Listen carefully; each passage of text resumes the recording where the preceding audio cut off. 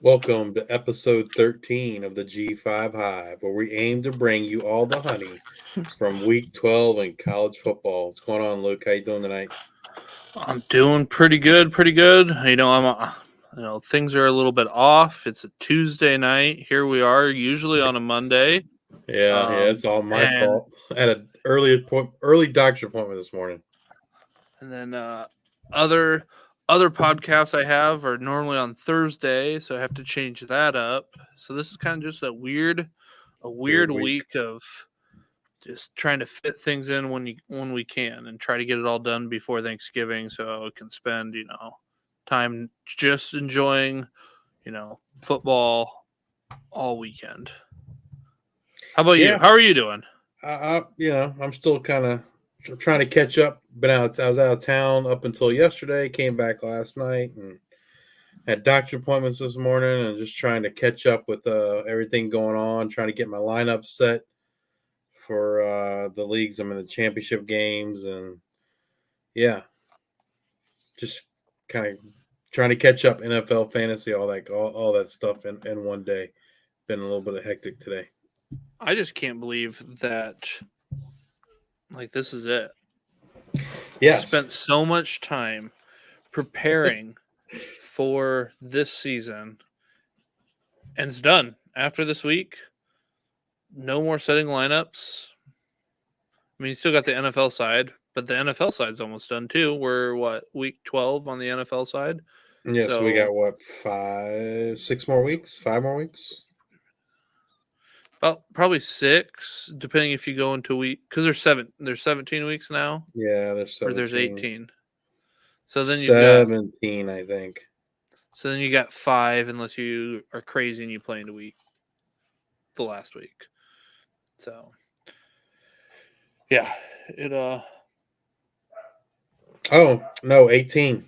18. 18. So you got 6 weeks, and then 7 if you are crazy and play into week 18. So which for oddly enough, I'm doing a lot better in my NFL leagues this year than college, but it's kind of been a weird year. I think overall, have your college scores been lower this year than in previous years? Mm, I'd say pretty In non, much I on would say par. in non best ball.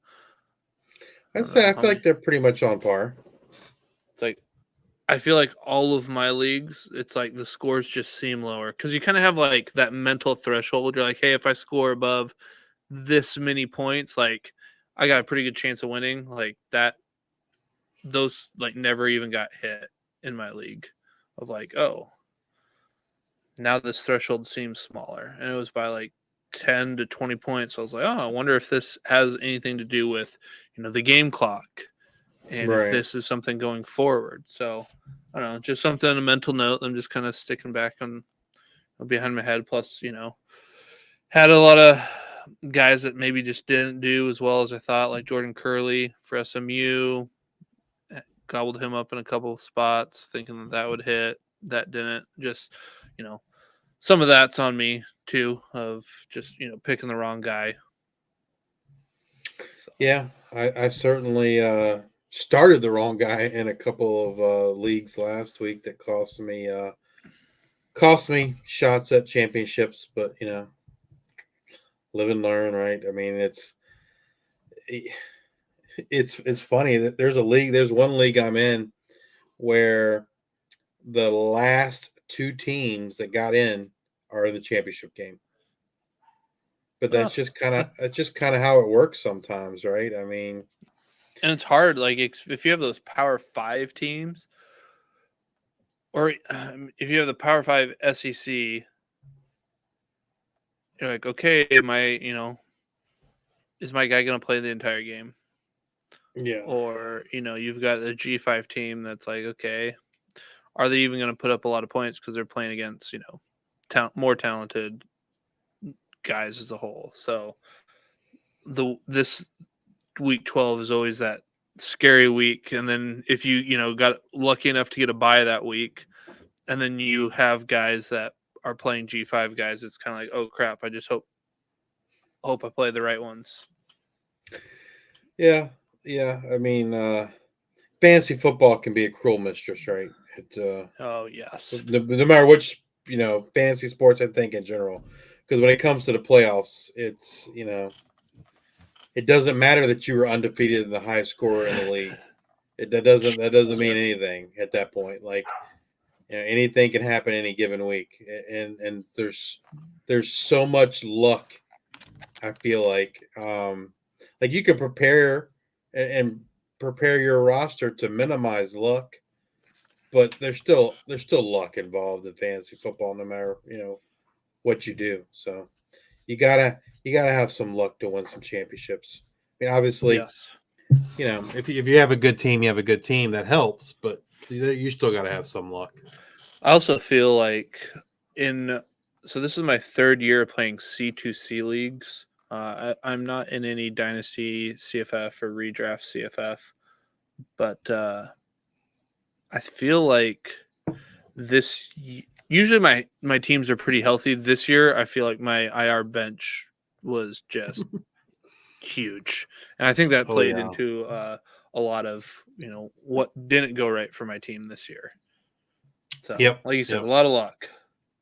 yep. I had a lot of teams that were on fire, and then Janty went down, and Darius Taylor, and Braylon Allen, and yeah, yep. All right, let's get to the our news and notes for what the swarm needs to know from week 12. You want to take the first one there? Sure. Ashton Genty back on the field. I haven't got to talk to my source over there yet this week, but I was told, was it Tuesday, he's going to be out. Then like Wednesday or Thursday, it was, hey, he's going to play, but it's going to be limited.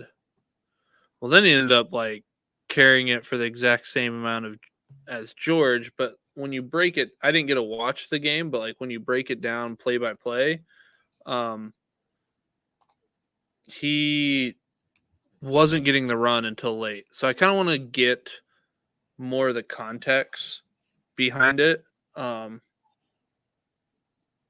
and just figure out like kind of what happened. So gonna try to get that information this week if at all possible. And they play Air Force this week, so Big game this week because they have a chance big to still game, play and for the and, the Mountain West Championship. and one of the better rush defenses in the country too. So something we'll have to give there. Um, Former Oregon State wide receiver who went to the JUCO wide receiver Zariah Beeson has committed to Troy. So that's someone to kind of maybe keep on your radar for next year. I don't know if Gunnar Watson has a year left or not. I can look that up. Um, they do have Will Goose Crowder, who transferred there this past season or this past summer from West Virginia. So I don't think it'll be too much of a big deal if Gunnar Watson's out of eligibility. Christian Lewis will still be there. But someone to kind of keep an eye on at Troy as we move into next season. Some injuries. Quarterback JT Daniels of Rice sat out again.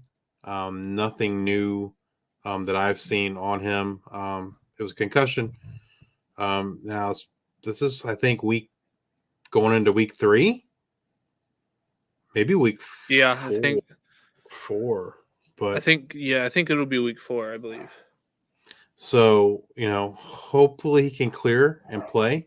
I'm pretty sure he is out of eligibility after this year, so you'd like to see him get one more game before his football career comes to an end. Tyrion Stewart, he did not play tonight. They've already played their game for Bowling Green, but he did sit out again. Teron Keith was the starter there. So Gunnar Watson came in 2018. He see, it doesn't say the games. Well, if he was in 2018, he has to be done unless he has a medical red shirt. because you could only have one regular red shirt plus the free COVID year. So that would be 19. So let's say 18 was a red shirt. He played 19. That counts. 21 counts. 22 counts. 23 counts. So he should be done unless he has a medical red shirt. Yeah, which 2018 he was 8 of 12, 2019 13 of 22. So maybe, I mean, probably you'd assume that first year is a red shirt, and Right. then maybe the other one could be, because everything else our numbers are high. Yeah. So So unless he has a medical red shirt year, he should be out of eligibility. yep. Coastal Carolina, Grayson McCall looks like he's probably done for the season, still in concussion protocol. Yep. Ethan Basco also did not play this past week because he was knocked up. And Jarrett Guest got the start. No word on who will start for them this week against JMU, and it's a big game game. though. Yeah. Big game for them to potentially win the Sun Belt East because JMU is not eligible. Let's see. Temple wide receiver John Adams is having surgery for a broken leg. No bueno.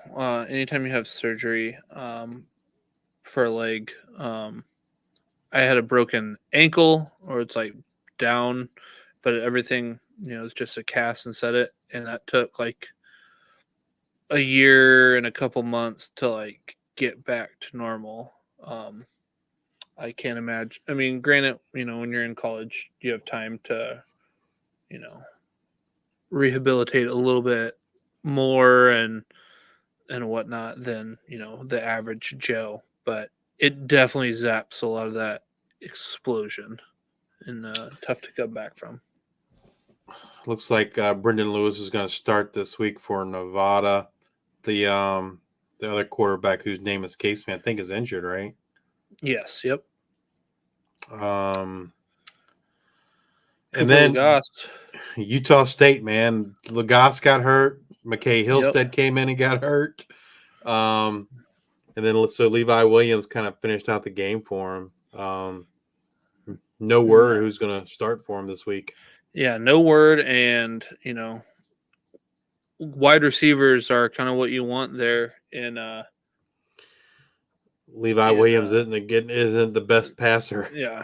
Yeah. So that is going to be rough. That is going to be, and rough it's a Friday game, 3:30 Friday. So yeah, I think if at least you'll know soon. Yeah, if Levi Williams is starting, then I'm probably sitting my Terrell Vaughn and Jalen Royals shares, I think. Yep. Don't feel great about it, but you have. I mean, yeah, if I have other options, I'm going to go with them if Levi Williams is starting.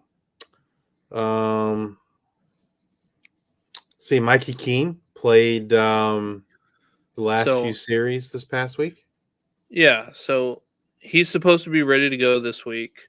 I believe he was out for a concussion. Yep. For maybe one game, and then came back. Or was he out a game and then this was what? But yeah, he played the last two series and led one drive to a field goal. And they end up losing 25-17, but it was like New Mexico, who's 3-7 at the time, they score a touchdown to go up 25-14. And then that's when Mikey Keene comes in. And Mikey Keene leads. I can't remember how long the drive was, but then it was a punt, and then it was like a 16-play field goal. So it's like kind of waited too long to bring him in, but like if he could play, why didn't he come in sooner? Because it was a lot of 3-and-outs for Fresno State.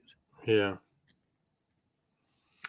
So Sam Houston State wide receiver Noah Smith was injured and did not play on the final drive of the game. No word on what the injury is. So if you got him going in a championship this week, you kind of want to pay attention to see if he's good to go or not. And then the starting quarterback and running back for Air Force sat out this past week, Zach Larrier and Emmanuel Michelle. So if by some reason you're hoping to be able to start either one of them this week, you definitely need to pay attention to the Air Force Boise State game to see if either one of them are going to be able to go. Michelle's now been out for, I don't know, it feels like 3 weeks or so. Yeah, about a month. Some game recaps, some of the games we talked about on the show last week. The first one, Boise State, Utah State, over under 64.5, and that wasn't much of a game. Yeah, I didn't get to watch the game, but my assumption is when they lost Lagasse and then Hillstead went out, it's just not the same offense, and so they didn't play too well. Utah State anyway.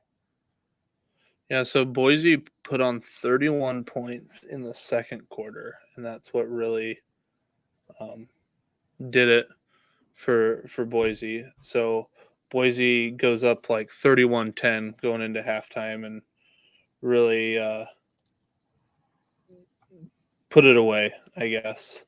So yeah, Lagasse had a touchdown there in the first quarter, and then second quarter on was all Boise.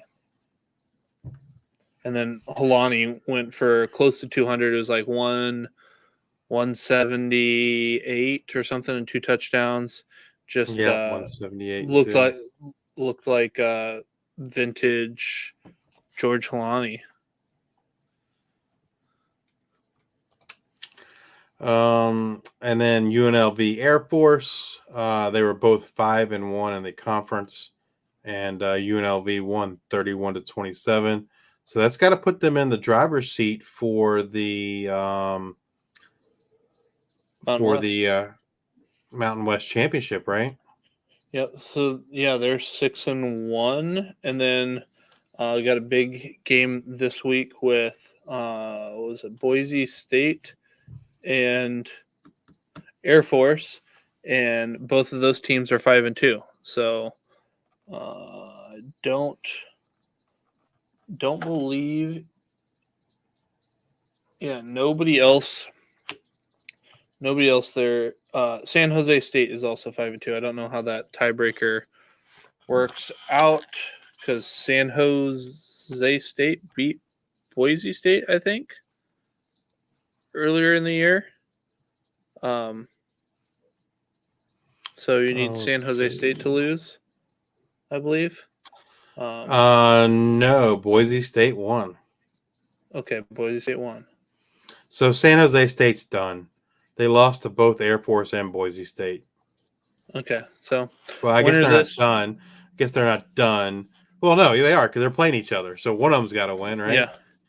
Yeah, Not unlike NFL, there's got to be a winner. So yeah, winner plays UNLV. So yeah, the winner of Boise State Air Force will play UNLV. That's right. And where's that conference championship? I'm not sure. It's Boise? in Las Vegas. Vegas. They play it at Vegas, so it's going to be a home game for UNLV. Well, that's pretty cool. Pretty cool. So, one game that I did get to watch the entire game, and let me tell you, it was brutal.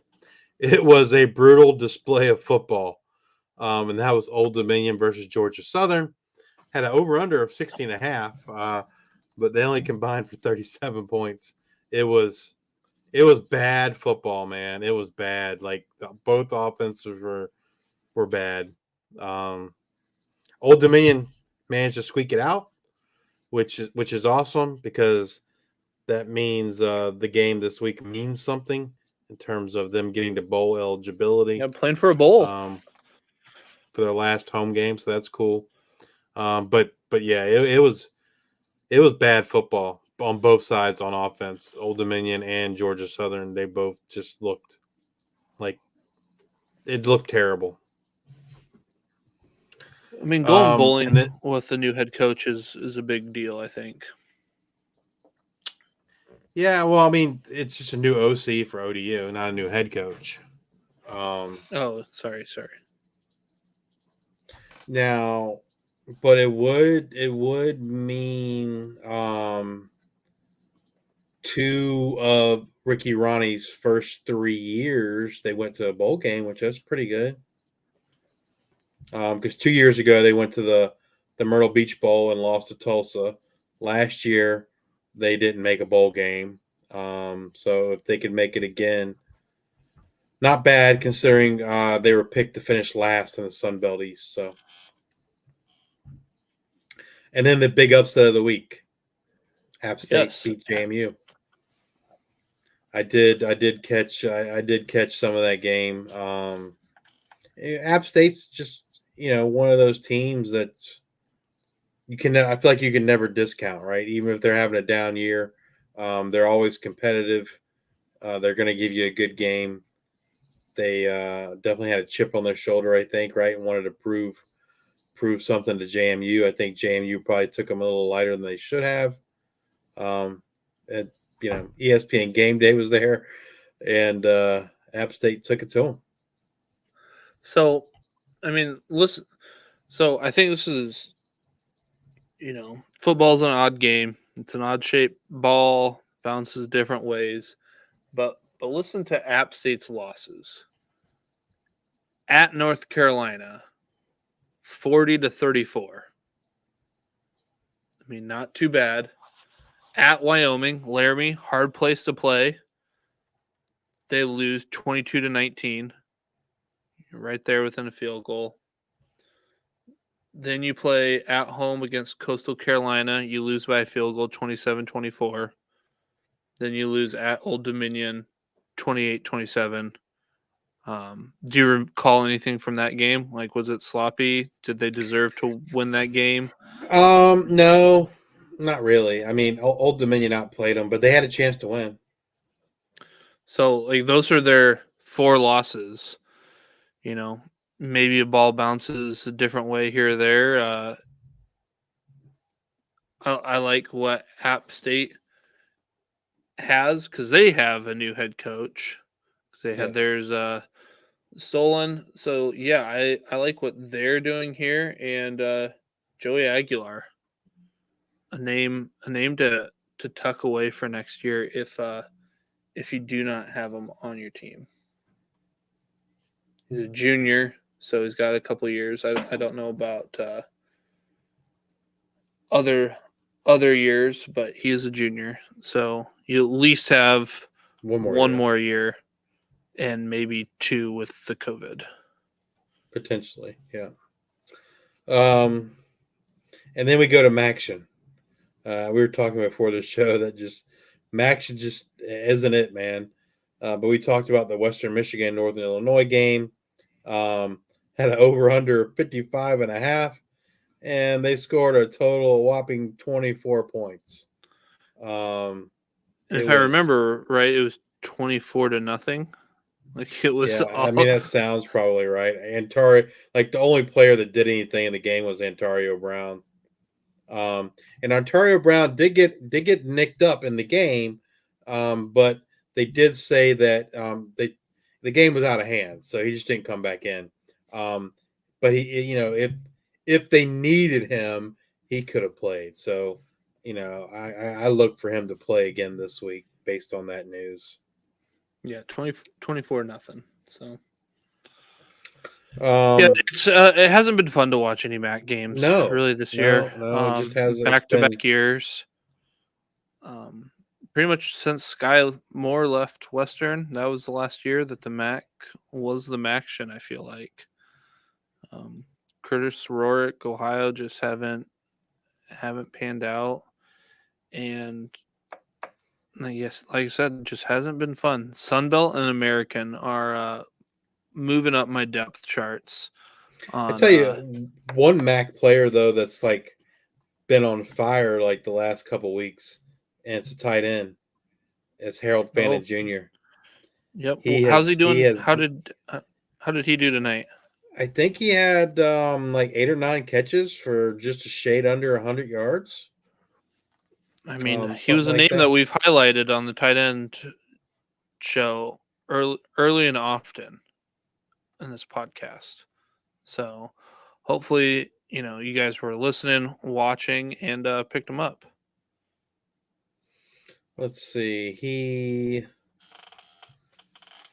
8 catches for 99 yards. Not bad. Not bad at all. Jalen Buckley went over 1,000 yards tonight for Western Michigan. He had 85 yards rushing and 1 touchdown and 2 catches for 15 yards.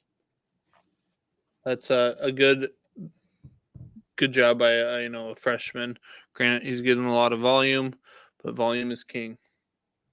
Yeah, I think he's the second guy to go over 1,000. I think Mekhi Hughes at Tulane did it first, if I'm not mistaken. So, moving on to the American last week. Goodness. South Florida versus UTSA, over under of 60.5, and it hit. They went over 70, but most of that was UTSA.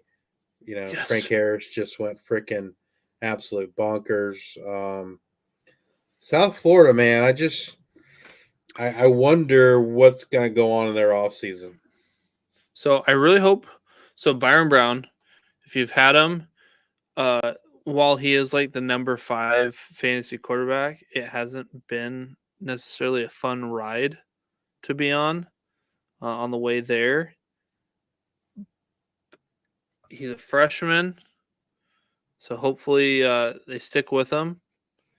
He doesn't pass it incredibly well, but he runs the ball pretty well. And in that system, they definitely like to run the ball. And Naquan Wright has had a pretty solid season. But yeah, the Byron Brown roller coaster has not been fun. And also just watching USF. It's like, hey, I'd love to have you on my team, but it's gotten to the point where it's like, I don't want to watch the game.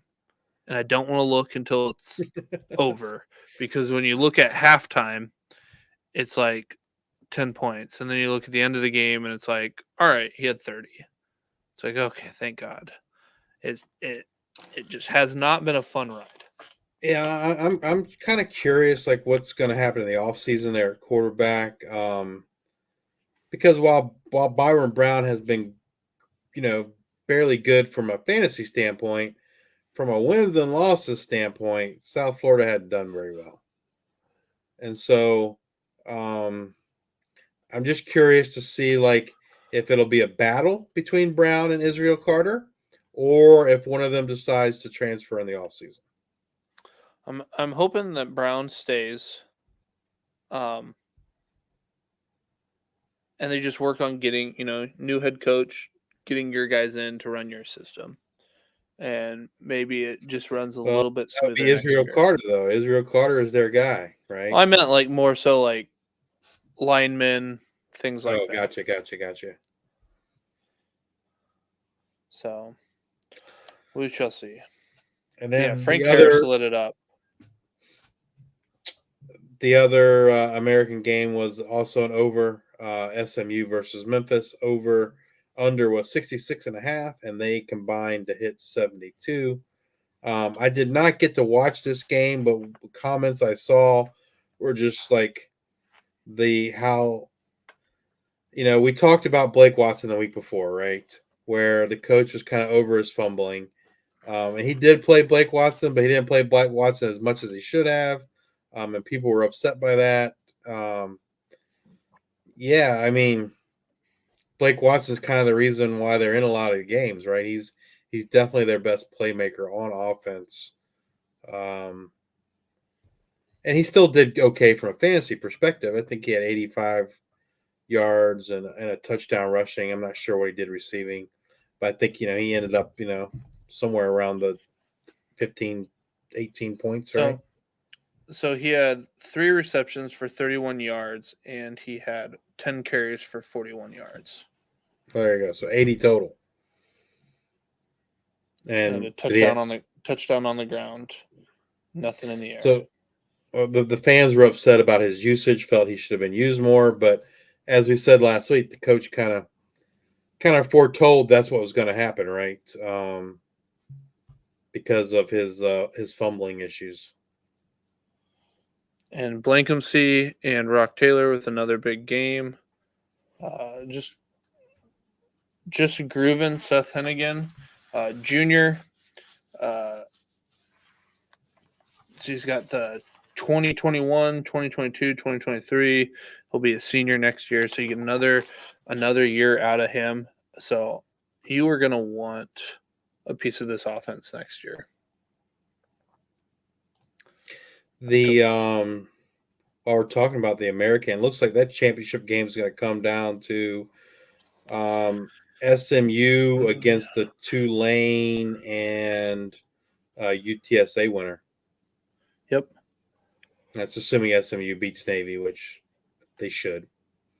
So then UTSA Tulane play this week, and the winner should be in the American Championship. I don't know. I mean, Navy did hold ECU to 0 points this weekend. So, that vaunted ECU offense.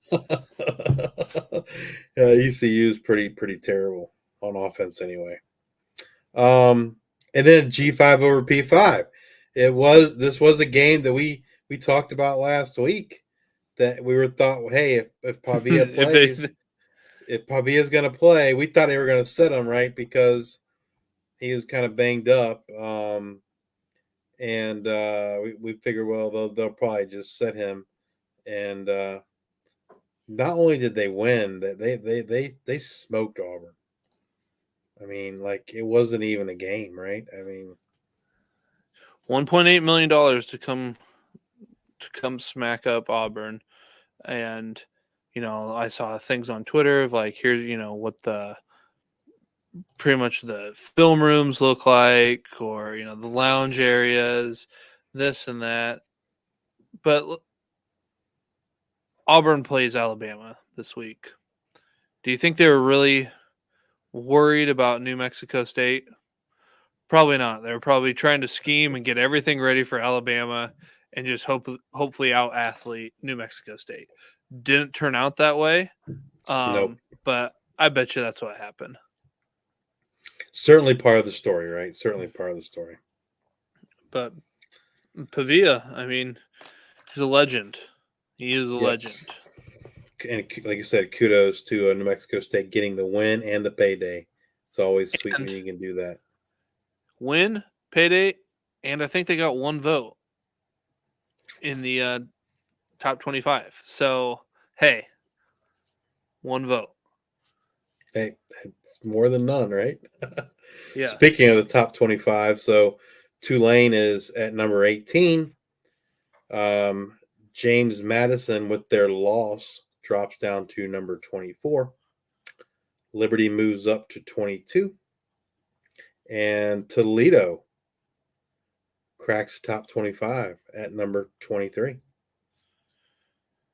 And then, if you kind of keep going a little bit further, UNLV Utah is State. 28. Oh, is that Utah State at 26? That doesn't make sense. No, it was Utah. It was Utah. Yeah. So... My mistake on that one. UNLV at 28. SMU at 29. Fresno State would be at 33. New Mexico State would be at 34. And Miami of Ohio, with one vote, comes in at 36. So, Amos out of Miami of Ohio, another name if he's not rostered in your dynasty leagues, I think a solid name to have on the radar. And I did look at wide receivers for Memphis. Rock Taylor and Demir Blankumsey are juniors, as well as Seth Hennigan. So you lose Blake Watson. We'll see what Memphis does from a rushing standpoint, but I would say get those wide receivers for next year. Yes, indeed. And moving on to our players of the week. Luke picked the man. Yeah, I went with it was pretty easy for me. I went with Frank Harris. Senior day, goes out with a bang, 411 passing yards, 3 touchdowns, 112 rushing yards, 3 touchdowns. The G5 Jalen Daniels 63.64 points in a 6-point passing touchdown league. Frank Harris crushed it this week. He did. He absolutely did. I also went with a quarterback. I went with the guy that's kind of been on fire the last couple weeks. Maybe you subtract out the South Carolina game. He wasn't terrible in that game either, but 3 out of the last 4 weeks, he's been pretty solid, and that's Zion Webb for Jacksonville State. 106 passing yards, 122 yards rushing, and 3 rushing touchdowns this week in the 56-17 win over Louisiana Tech. He's someone that I kind of picked up, I guess, towards the end of the season in some leagues that needed some quarterback help, and he's really come through for me, right? Like I didn't start him against South Carolina, but the rest of the weeks he's been pretty solid, getting you. I mean, I think he's been 30 plus every week. And another game that wasn't on our rundown that I did want to just touch on was Texas State and Arkansas State. So yeah, that was a weird one. 77-31.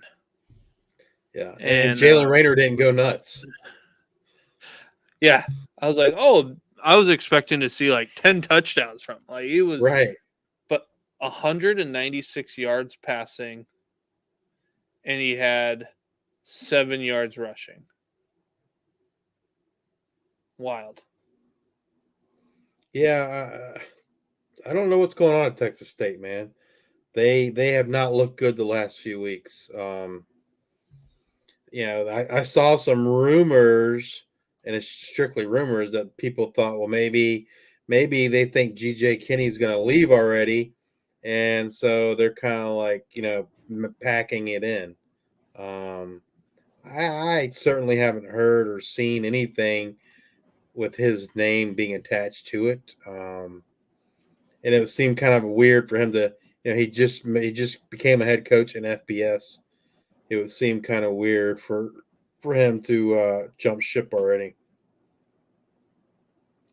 Yeah, the one thing that was interesting, though, is Hornsby didn't play. It was all TJ Finley. And Joey Hobart came back. He played 7 for 43 and a touchdown. So, yeah, not bad.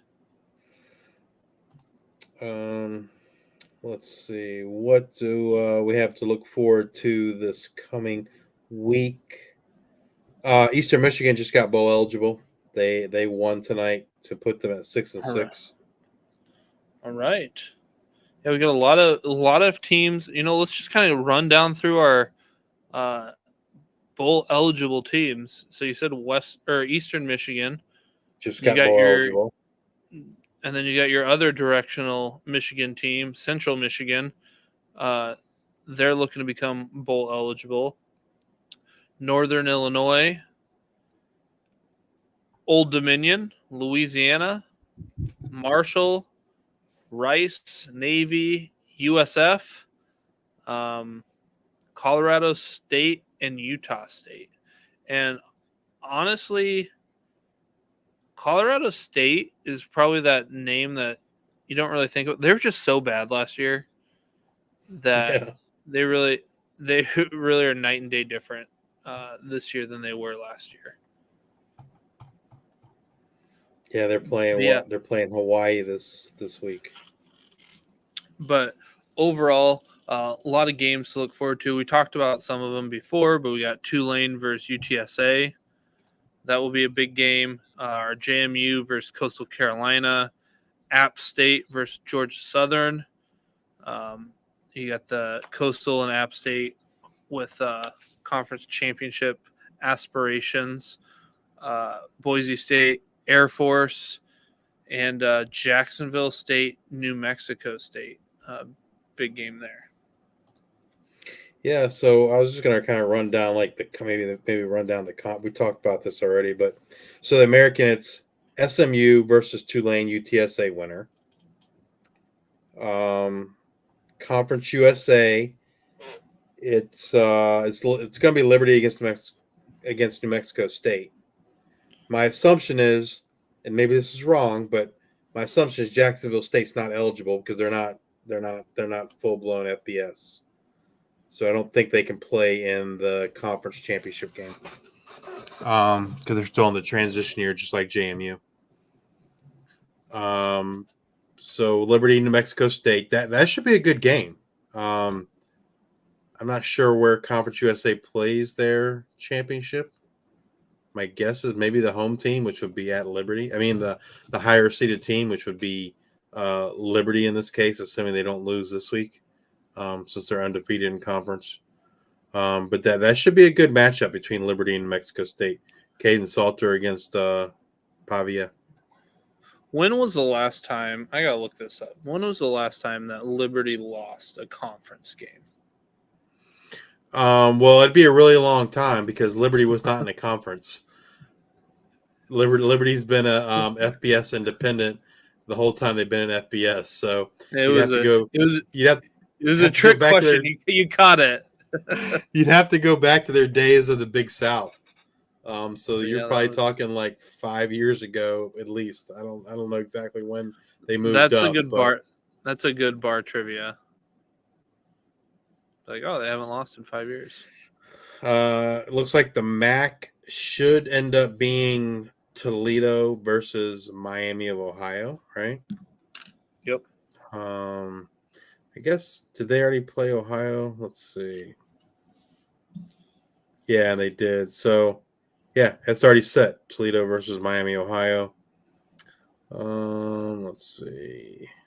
Talked about the Mountain West as UNLV against the Air Force of Boise winner. And the Sun Belt. Well, Troy for sure. And then it'll either be Coastal Carolina or App State. It can't be Old Dominion. Well, I guess no. It has to be Coastal Carolina or App State, because even if Coastal Carolina and App State both lose and Old Dominion wins, they're tied. But Coastal Carolina beat both App State and Old Dominion, so they'll win the tiebreaker. And I don't think it really matters who wins. Troy's defense is out of this world. Troy probably wins this one. So that's kind of it for the conference championship games. There is no, obviously, G5 versus P5 this week. But we should get plenty of that when we get to bowl season, right? Yes. That is one of my favorite times of the year, bowl season. People don't like watching the bowls that don't matter, but it's like, hey, you got guys, seniors, or you got guys coming in who maybe want to see what this running back looks like, or wide receiver, or most importantly, what a quarterback looks like, get them some playing time. That's what I love about the bowl season. And typically I've saved up enough work time off that I'm just hanging around for 2 weeks, not working and watching football. And it's on like during the day, which is the best part. It's like March Madness, like all of December. Yep. Yeah, I definitely look forward to it. I sometimes if someone starts a bowl fantasy league, I will join. As another layer of excitement, I guess, or interest to the bowl games. Kind of fun. Lost its luster a little bit because of all the folks backing out, but still a fun exercise. And then obviously, there's plenty of bowl pick'em pools around. Yeah, I love the bowl pick'em pools, because then I don't know how I feel I gain my edge is, knowing who's hurt, who's not hurt, coming in, for the G5 teams, because mainly people look at it like, oh, it's a G5 team, I'm just going to pick the other team because I've seen that name, or I know who they are, so, or I know who's sitting out. Speaking of the G5 bowls, who do you suspect? I mean, I guess it's pretty much in between probably Tulane and Liberty now. to represent the G5 and the New Year's Six Bowl?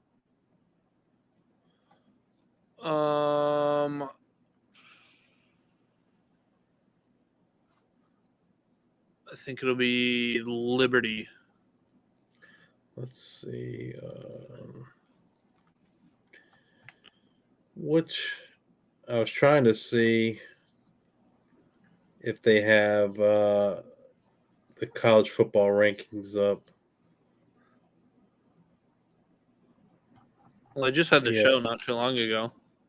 I don't see it on ESPN though. But yeah, I think Oh, here we go. honestly, Here we go. Here we go. I think Liberty would be the team that gets in. I Um, think Tulane would be actually a better matchup for like viewing, being close. I just don't feel that Liberty would be competitive, if that makes sense. so they are the only two G5s that are ranked. Tulane is 23rd and Liberty is 25th in the college football rankings, playoff rankings. So yeah, it'd be interesting to kind of see if Tulane loses though and Liberty wins. It's going to be Liberty. I got it. It's going to be. I Yep. don't see how it's not. If they both win, I agree with you. It's going to be Tulane. So, big 2 weeks here for both those teams, right? They both want to go 2-0. So I got a question for you. It's not really G5 related. It's just football related. But do you think that making a 12-team playoff will make things better for and I guess by making things better, just like making, I guess better is subjective. Do you think going, Give more well, let's start opportunity here. to G5. I mean, whether that's what you want to say is better, or if you want to say like, I feel like it makes it harder for G5 teams because you know you're going to be playing up in competition multiple weeks in a row. You can't get that fluky game and just like happen to make it to a national championship like Cincinnati did. Uh, you have to play above your weight class for a couple games in a row, which is hard to do. Um, not saying it's Yeah, I impossible, mean, but I am curious on. I mean, obviously, it's all well, about the money. but it's also going to be more opportunity, right? Because you're guaranteed at least one a year, if Yeah, not more. Whereas how many under the four system, Cincinnati was the only one to ever do it, yep. and so definitely more opportunity. But your So point is valid. It does make it harder, right? Because you can't have the one game fluke, if you will, and make it to a championship. You're going to have to win. I guess a G5 is never going to get the bye, so that they're going to have to win what two is that three, 3 games to make it to the championship, or win two to make it to the championship. win two to make it to the championship. Yeah. So the third game So would be the championship. I guess my next question would be, not necessarily G5 related, but do you think it's better for football to have a 12-team playoff versus a 14 playoff? I don't know. Probably not. I think. I mean, it. Well, I mean, it just depends on what you're going for, right? I mean, if you truly want the best team to win, then my answer is no. But if you want madness, then yes. I think it is better for football because you might get some more of those recruits to stay home if that's something that they kind of care about. Like you think about, why did Luther Burden go to Missouri? He could have gone anywhere. Stayed at Right. home, went to Missouri. Missouri's, turned it around in the SEC. That's a Big 12 school.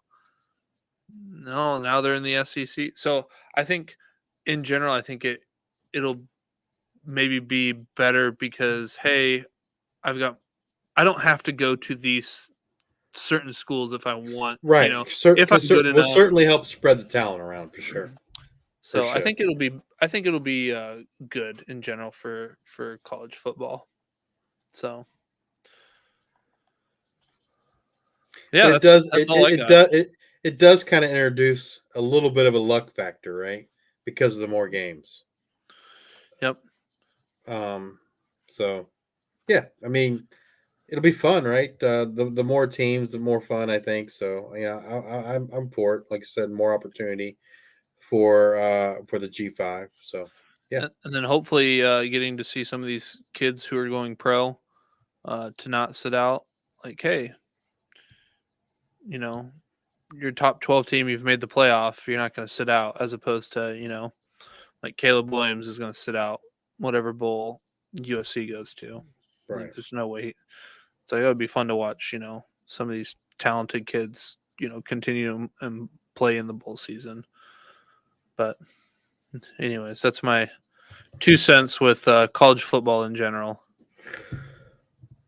So we'll be back next week, bringing you all of the final week in G5 college football, week 13. I'm sure we'll probably also potentially have some transfer portal news, right? With the regular season ending, more people going to the portal. We'll be able to talk about who's bowl eligible. Maybe we can preview the G5 championship games coming up. All that and more next week. Hey, you guys are our consumers. What do you want to hear in the off season? We got the season winding down. We can talk about some bowl games. We can talk, but we can make whatever we want to talk about. But you guys are the ones listening and consuming. What do you guys want? Add us on Twitter at the G5 Hive. Slide into our DMs. We do not have the nice fancy blue check mark, so you don't need a request. You can just DM us, and we'd love to hear what you got to say. Yep, and if you don't already, please rate, review, subscribe, like Apple Podcasts, Spotify, Google Podcasts, YouTube. You can find us on Twitter at G5 Hive. You can find me on Twitter at justice_2318. You can find me at Probasco Luke. And with that, we'll see you next week.